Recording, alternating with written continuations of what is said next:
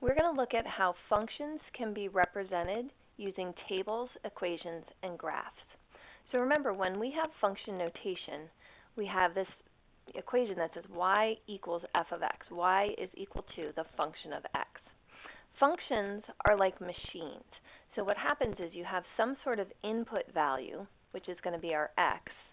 You're going to apply a rule to it. That's our function. And then you're going to get an output value, which is your y. Okay? So when you have a table like this, your x values are the values we're going to input into our function table. Your function is given to you as some sort of equation, or sometimes you may have to figure out what that equation is based on your input and output values. But this function is the rule that we're going to use to apply to get our output value. So when you're given a rule, like in this case we have 2x plus 1, all you do to find your output value, which is going to be our y, which is going to be right here, this 3, to figure out what this output value is, we would take our input and we would plug it into this rule right here. Okay? So let me get rid of that because that's going to be a little distracting. So what we would do is we would take our input value, which is this 1, and we would plug it in. And then all we do is we solve this equation. Now remember, this is what y equals, this function. So y is going to equal the answer we get when we do this math. So from this point, we just follow order of operations. 2 times 1 is 2, plus 1 means our y, or our output value, would be 3. Okay? Now these first 3 problems have been done for you, and then you'll notice there are some empty spaces on this table. And what we want to do is find out what are these output values, and then over here, what is this input value? So here's what we're going to do. We're going to take this input value of 3, and I'll do the work right here. We want to know what our output is. So we don't know our y value, so that's our variable. We've got our equation, 2x plus 1, that's our rule. And what we're going to do is we're going to take our input value of 3 and plug it in. That's our x value, that 3. And then we just solve it. So 2 times 3 is 6. 6 plus 1 is 7. So when our input is 3, our output is 7. And this pattern works no matter what input value they give you, even if it's a decimal. So here, we'll do this one. We'll come all the way up here and do this one. So again, we're going to start with our same function, 2x plus 1. This time the input value we're going to put in is 1.5. So we'd have 2 times 1.5 plus 1. Well, 2 times 1.5 is going to give me 3, and 3 plus 1 is 4. So my output would be 4. Okay. Now in all these situations we were given our input value, so we plugged it in to our x. Now look what's happening. Now we're trying to find out what our x value is. Okay, we're trying to figure out x, but now we know our output, which is, remember, this is our y value. So if I were going to take this equation, the same function that I had before, this time now what I'm going to do is I'm going to plug in this output value for y. So we're doing the same thing, we're just working backwards. Now we're trying to figure out what is my input. So I'm going to solve this equation now. I have to undo my addition, and I'm going to get 2x equals 14. And then I have to figure out what x is, so I'm going to divide both sides by 2 here, and I get x equals 7. So when I input a value of 7, I'm going to get an output value of 15. Okay. We'll try another one, okay? Same thing. This is our input right here. This is our input. This is our input. This column here is our output, or our y values. And we have our function right here. So we have the first 3 that are done for us, which we could test out if we wanted to, but we're just going to fill in these missing blanks here. So I have my input value. Okay, what I'm trying to find is my output value. So I'm going to leave my y, my variable, And this time I'm going to use the function negative 2x plus 6. And I'm going to plug in a 6. So I've got negative 2 times 6 plus 6. So negative 2 times 6 is negative 12 plus 6 is going to give me y equals negative 6. Now I'll do the same thing, input value of 2.5 this time. So remember, it's giving me my input. That's my x value. So since I know my x value, I'm going to plug it in for x. So instead of negative 2 times x, I'm going to have negative 2 times 2.5 plus 6. And negative 2 times 2.5 gives me negative 5. Negative 5 plus 6 gives me 1. So when my input, my x value is 2.5, my output is 1. And then last but not least, remember, this is now our output. This is our y value. So when I'm solving this equation, or this function, what I'm going to do is I'm going to take this and put it in here for y. So I have negative 4 equals negative 2x plus 6. Now we have to undo this addition. So I'll subtract 6 on both sides. And that will give me negative 10 equals negative 2x. And I'll divide both sides by negative 2. And I get x. I can't write over there, so I'm going to have to slide it over here. We get x equals 5. So that means my input value is a 5.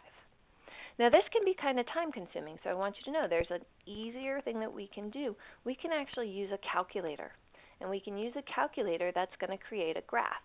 So right here we have desmos.com/calculator. If you click that, it will take you to this website right here. Okay, and in this website, you're able to enter equations, and it will create lines for you. So if we look back at our table here, the equation or the function that we're going to look at is going to be negative 0.5x plus 6. So what I'm going to do is I'm going to come over to this calculator. I'm going to type in negative 0.5x plus 6, and it's going to create a line for me. Now, because I don't want to have to go back and forth between this page and the other one, I've actually included it right here. So this is the graph we get. Now, what we can do is we can use this graph to help us find these missing values. Remember, these are our x values. This column here is our y values. Okay, this is x, this is y. Together, these two numbers create the ordered pairs that become our graph. We have our x value, and our y values. So essentially, these numbers in the table, in the x column, represent the x value of an ordered pair. And all you have to do is figure out where your line is to get your y value. So right here, we'll start with negative 6.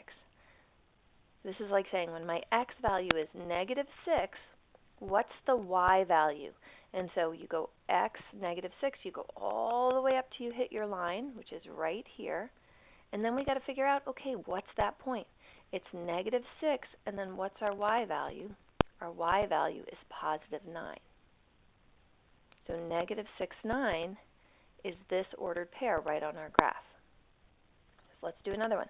We have an x value of 0. So we're not going to go left or right or not anything at all. We're just going to go straight up till we hit our line, and we hit our line at 6.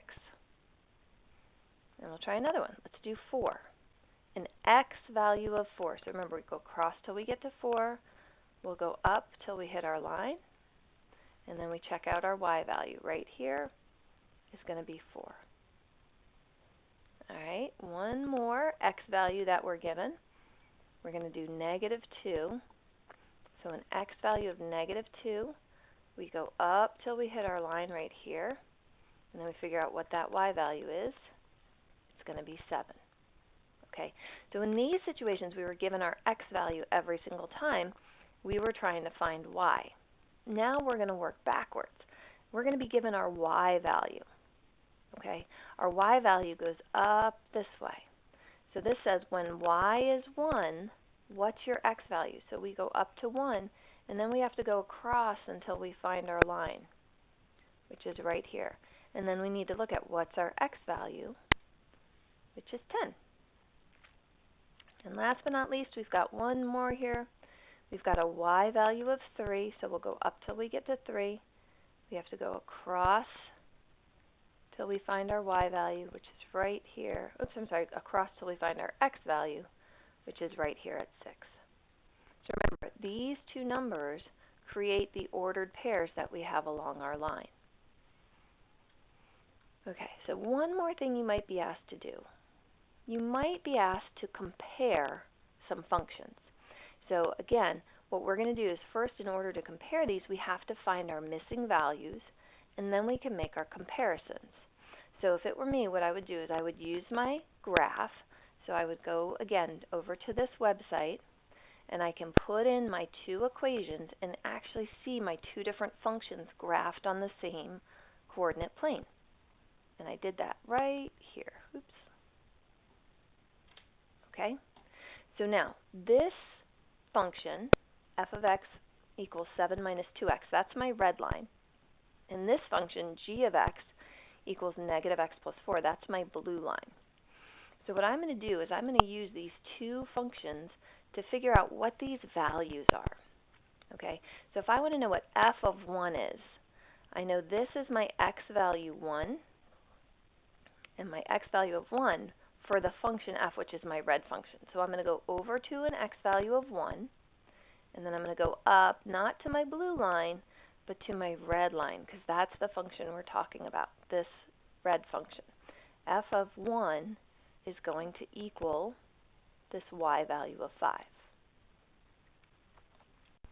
So now let's do the same thing. This time we're going to do f of negative 2. And we're going to do negative 2. Remember, this is our red function. So we're going to go an x value of negative 2. Then we have to go up till we hit our red line, which is right up here at 11. And then we've got one more for this red function. It says f of 3. So we're going to go over till we get to our 3, up till we hit our red line, and then find our y value, which is 1. Okay. We're going to do the same thing for our blue function. Remember, this time we're looking at our blue line. So g of 3, remember, this is still our x value. We're going to go over till we get to 3, and then we're going to go up till we hit our blue line, right here. It's actually in the same spot, isn't it? And then I'm going to do the same thing for this one, g of 1. So my x value is 1. I'm going to go up till I hit my blue line this time, and I see the value is 3.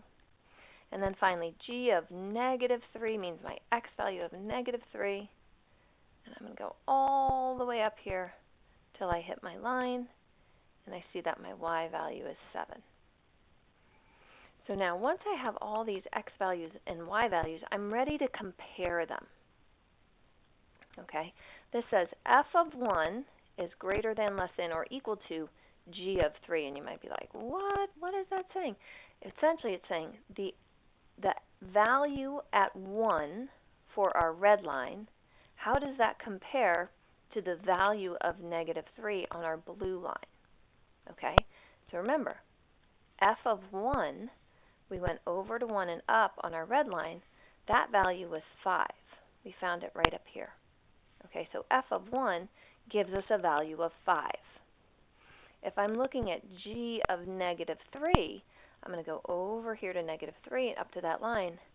We had, oops, sorry about that, crazy pen. We had 7.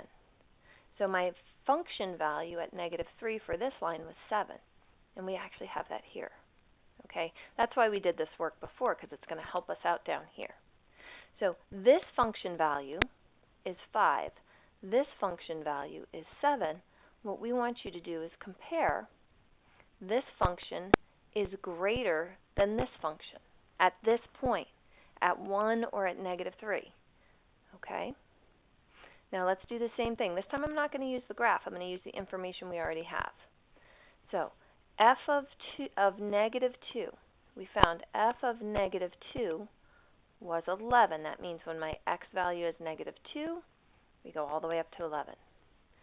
For my g function, we want the value at 2. That's actually a typo. Okay, I wanted to use 1 right here. We'll use 2 because it's what's on my paper here. We're just going to have to do a little bit of extra work here. So g of 2 means this is my x value of 2, and I want to go up to my blue line, which is right here, which gives me a value of 2.